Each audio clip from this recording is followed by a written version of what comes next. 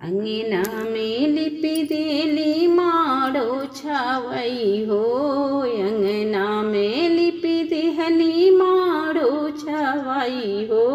तेही चढ़ी भैया निरखै बहनी नहीं आई हो, तेही चढ़ी भैया निरखै बहनी नहीं आई हो।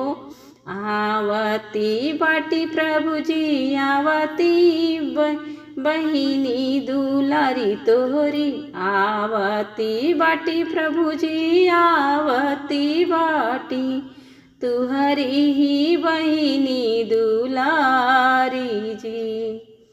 हमारी बहिनी रानी आवती बाटी, तू तो गर्भजिनी बोलियो।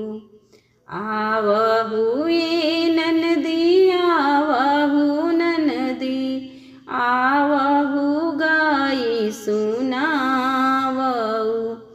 बैठहु ननदी हो बाबा के चौकिया, मंगल एक गावहु।